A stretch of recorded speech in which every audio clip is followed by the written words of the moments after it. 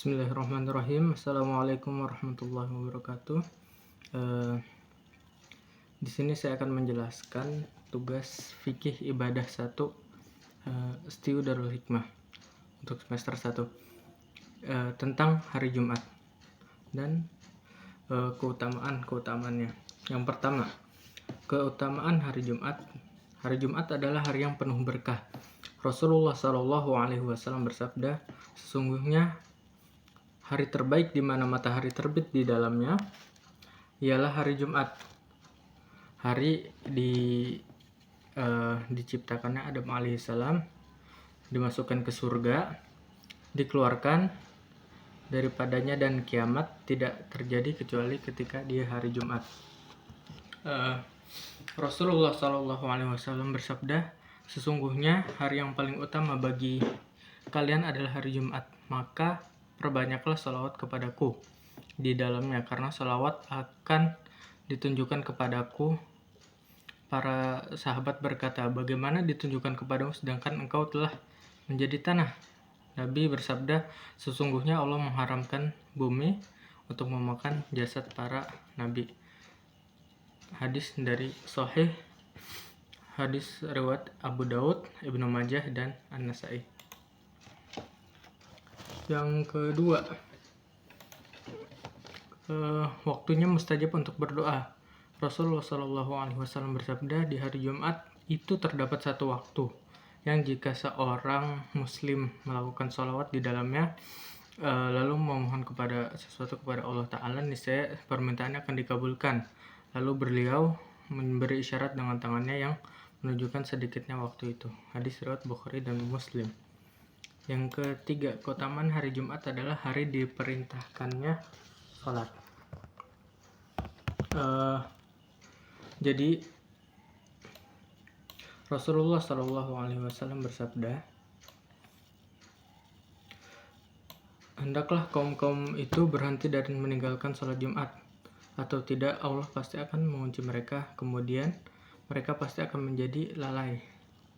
Hadis riwayat Muslim. Dan riwayat lain, Rasulullah Shallallahu Alaihi Wasallam menyebutkan sholat Jumat adalah hak yang diwajibkan kepada setiap muslim kecuali 4 orang, budak atau wanita, atau anak kecil, atau orang yang sakit. Tadi yang ketiga, sekarang yang keempat, hari diperintahkannya sholat Jumat. Rasulullah Shallallahu Alaihi Wasallam bersabda lagi, hai orang yang beriman, apabila ini dalam dalam ayat di surat Al-Jumu'ah ayat 9. Ya ayyuhallazina amanu idza nudiya lis-sholati min yaumil jumu'ah fas'au ila dzikrillahi wa dzarul bai' dzalikum khairul lakum in kuntum ta'lamun. Hai orang-orang yang beriman, apabila telah diseru kepada kalian untuk menunaikan sholat Jumat, maka bersegeralah kamu kepada mengingat Allah Subhanahu wa Ta'ala dan tinggalkan jual beli. Yang demikian itu lebih baik bagimu jika kamu mengetahui. Itu diantara keutamaan hari Jumat, dan masih banyak yang lainnya di luar dari itu. Yang kedua, kita akan bahas hukum sholat Jumat. Hukum sholat Jumat itu diwajibkan atas muslim berakal, baligh, merdeka.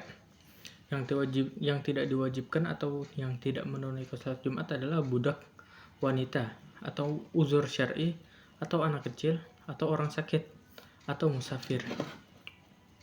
Rasulullah Shallallahu Alaihi Wasallam bersabda dalam hadisnya, al-jumu'atu haqqun wajibun ala kulli muslimin fi jama'atin illa arba'atun, al-mamlukun wa imra'atun wa sabiyyun wa maridun sahihun ala syarti al-Bukhari wa Muslim.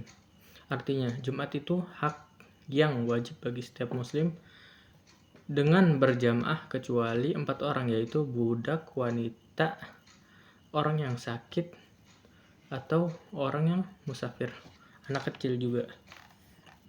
Nah, syarat-syarat khutbah Jumat dan hukumnya. Hukum sholat Jumat itu tadi landasannya surat Al-Jumu'ah ayat 9, ya ayyuhallazina amanu idza nudiya lis-sholati min yaumil jumu'ah fas'au ila dzikrillahi wa dzarul bai' dzalikum khairul lakum in kuntum ta'lamun. Khutbah Jumat dan hukumnya. Khutbah Jumat adalah perkataan yang mengandung mau'izah dan tuntunan ibadah yang disampaikan oleh khatib. Jadi nasihat dengan syarat atau peringatan dengan syarat yang telah ditentukan dan menjadi rukun. Khutbah Jumat terbagi menjadi dua, yang antara keduanya ada waktu istirahat yang singkat dan khutbah ini dilakukan sebelum sholat Jumat. Jadi khutbahnya tidak ada setelah sholat Jumat, semuanya dilakukan sebelum sholat Jumat.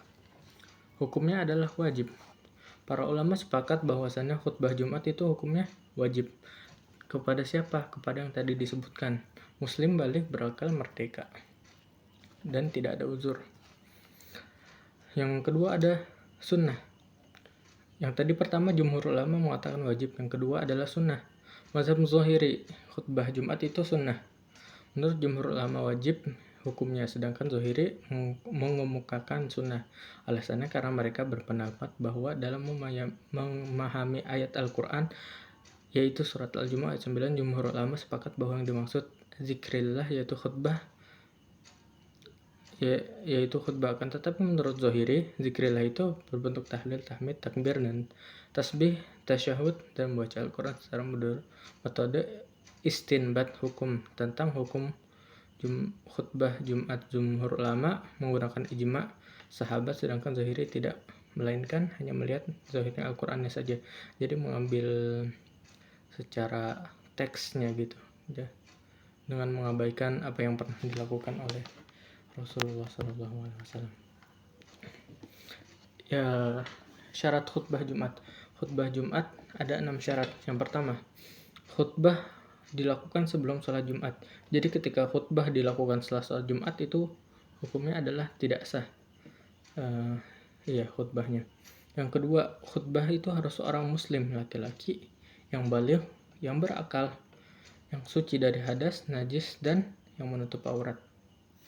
Yang ketiga, khutbah disampaikan pada hari Jumat di waktu zuhur di hadapan jamaah yang menjadikan terlaksananya sholat Jumat, dan harus dengan suara lantang demi tercapainya faedah khutbah. Yang keempat, antara khutbah Jumat dan sholat Jumat tidak terpotong terlalu lama sehingga setelah khutbah langsung dilaksanakan sholat Jumat. Jeda waktu antara khutbah dengan sholat itu singkat, pendek. Yang kelima, rukun khutbah mesti dibaca berbahasa Arab, meliputi bacaan hamdalah, sholawat, pesan takwa, bacaan ayat suci Al-Quran, bacaan doa untuk kaum muslimin. Dilakukan yang keenam dengan berdiri bagi yang mampu. Dari Ibnu Umar, Nabi SAW bersabda, berkhutbah pada hari Jumat, kemudian duduk, kemudian berdiri, lalu berkhutbah sebagaimana yang kalian lakukan hari ini. Hadis riwayat muttafaqun alaih. Kita masuk ke rukun khutbah Jumat. Setelah tadi kita membahas tentang syarat khutbah Jumat, sekarang masuk ke rukunnya. Rukunnya pertama itu melakukan pujian terhadap Allah Subhanahu wa taala. Seperti biasa dalam khutbah, alhamdulillah wassalatu wassalamu ala rasulillah, biasanya gitu. Yang kedua, membaca salawat kepada Nabi Muhammad SAW. Tadi alhamdulillah wassalatu wassalamu ala rasulillah itu cukup. Yang ketiga, berwasiat dan mengajak pada ketakwaan. Ini bisa juga dalam bentuk dibacakannya ayat ya ayyuhalladzina amanu taqullah ya ayyuhan nasu ubudu rabbakum, tentang wasiat-wasiat ketakwaan. Ini juga termasuk poin keempat, yaitu membaca ayat Al-Quran. Membaca ayat Al-Quran termasuk dalam rukun khutbah yang keempat. Yang kelima, berdoa untuk kaum muslimin. Berdoa untuk kaum muslimin itu di khutbah yang kedua, yang kata Allahumma ighfir lil muslimina wal muslimat, dan seterusnya. Itu rukun khutbah Jumat tadi ada 5. Kita sekarang masuk ke sunnah khutbah Jumat. Yang pertama adalah berdiri dalam berkhutbah, sebagaimana tadi dibacakan dalam hadis yang artinya seperti itu. Jadi Rasulullah SAW melaksanakan khutbah dengan berdiri. Yang kedua, berkhutbah di atas mimbar. Jadi berkhutbahnya di atas mimbar, dibikinkan dia mimbar dengan tangga-tangga, lalu dia berdiri di atas sana. Yang ketiga, menjiwai khutbahnya ketika berkhutbah. Maksudnya di sini dia ada perlu untuk fokus, perlu untuk serius dalam menyatakan khutbahnya, untuk dalam menyampaikan khutbahnya, membaca khutbahnya itu dengan kalau bisa dengan suara yang lantang, dengan nada yang serius juga. Yang keempat itu menghadap jamaah. Ya, jadi ketika khutbah kita menghadap berwajah ke arah jamaah. Yang kelima mengawali khutbah dengan salam. Sebagaimana yang biasa dilakukan, salam dulu, kemudian azan, kemudian tadi hamdalah serta salawat. Yang keenam, khutbahnya tidak terlalu lama. Jadi khutbahnya singkat dan padat dan tepat sasaran. Yang tujuh, mengeraskan suara ketika khutbah. Tadi perlunya ketegasan dalam intonasi suara ketika berkhutbah. Hal yang makruh ketika khutbah. Dalam kitab Al-Majmu', Imam Nawawi menyebutkan 5 hal. 5 hal yang makruh dilakukan oleh khotib ketika sedang menyampaikan khutbah Jumat. Yang pertama, mengutuk tangga mimbar dengan tongkat ketika menaikinya. Ya tidak dimakruhkan lah. Dimakruhkan itu tidak disarankan mengetuk tangga-tangga mimbar.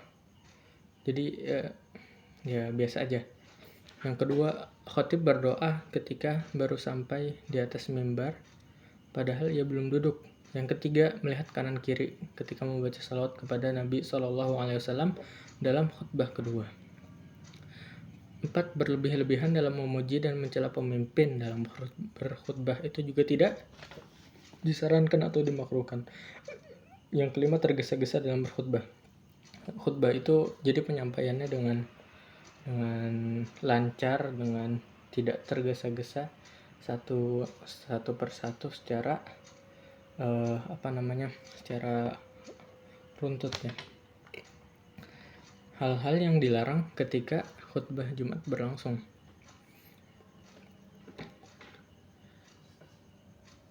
Idza qulta li sahibika yaumal jum'ati ansit wal imamu yakhtubu faqad laghawta.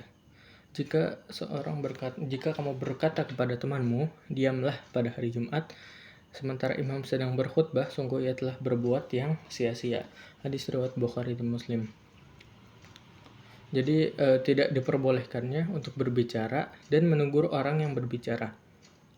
Yang kedua adalah berbicara ketika khatib sedang berkhutbah tadi. Yang ketiga, melakukan aktivitas yang melalaikan dari mendengarkan khutbah. Yang keempat, melangkahi pundak orang lain. Nah, jadi ketika kita datang sholat Jumat dan jamaahnya sudah banyak, itu tidak disarankan untuk melangkahi pundaknya orang lain. Agar lebih baiknya dia mencari mencari tempat yang masih kosong. Yang kelima, duduk sambil menekuk lutut. Jadi duduk dengan kakinya seperti ini dan ditekuk lutut. Itu tidak diperbolehkan ketika sedang khutbah. Dilarang. Sekarang masuk ke hal yang haram ketika khutbah. Menurut Imam Hanafi, Maliki, dan Hambali, wajib hukumnya mendengarkan khutbah. Pendapat ini juga pendapat sahabat Utsman bin Affan, Abdullah bin Umar, dan Ibnu Mas'ud. Imam Abu Hanifah mengatakan semua hal yang diharamkan ketika sholat haram juga dilakukan ketika sedang mendengarkan khutbah. Yang terakhir itu hukum wanita sholat Jumat. Ketika ada wanita yang mau untuk ikut sholat Jumat dan mengesampingkan sholat zuhurnya di rumah dan ingin ikut sholat Jumat bersama jamaah di masjid, apakah boleh? Yang pertama, Allah Subhanahu wa taala berfirman dalam surat Al-Jumu'ah ayat 9 yang artinya, wahai orang-orang yang beriman, apabila telah diseru untuk melaksanakan sholat pada hari Jumat, maka segeralah kamu mengingat Allah dan tinggalkan jual beli. Yang demikian itu baik bagimu jika kamu mengetahui. Ayat tersebut menurut para ulama merupakan dasar pelaksanaan sholat Jumat. Meskipun demikian, ayat tersebut masih bersifat umum, bersifat general. Artinya, perintah untuk melaksanakan sholat Jumat berlaku bagi semua mukmin, baik laki-laki maupun perempuan. Ayat di atas kemudian dikecualikan dalam sebuah hadis yang diriwayatkan oleh Abu Daud dan dari Thariq bin Syihab. Salat Jumat adalah hak yang wajib ditunaikan oleh setiap muslim kecuali 4 golongan: hamba sahaya, wanita, anak-anak, dan orang sakit. Ini dari hadis riwayat Abu Daud. Dengan dasar ayat dan hadis di atas, para ulama sepakat bahwa melaksanakan sholat Jumat adalah tidak wajib bagi wanita.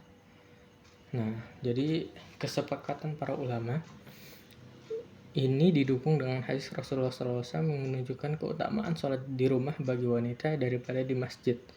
Dan ini juga menunjukkan keutamaan sholat Jumat yang dihadiri oleh laki-laki. Rasulullah SAW bersabda, sholatnya seorang perempuan di rumahnya lebih baik daripada di kamarnya, dan sholatnya di maksudnya di kamar yang dipergunakan untuk menyimpan barang berharga lebih utama daripada sholatnya di rumahnya. Hadis riwayat Abu Daud dan Ibnu Majah. Dengan demikian, seorang wanita apabila telah mengerjakan sholat Jumat bersama imam di masjid, apakah sholatnya sah? Para ulama, diantaranya Imam Nawawi, mengatakan jika hal itu terjadi, maka sholatnya tetap sah.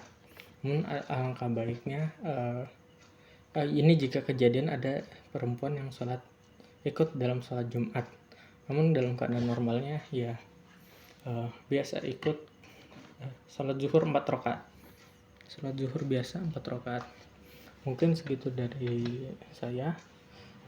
Kurang lebihnya mohon maaf. Wabillahi taufiq wal hidayah. Wassalamualaikum warahmatullahi wabarakatuh.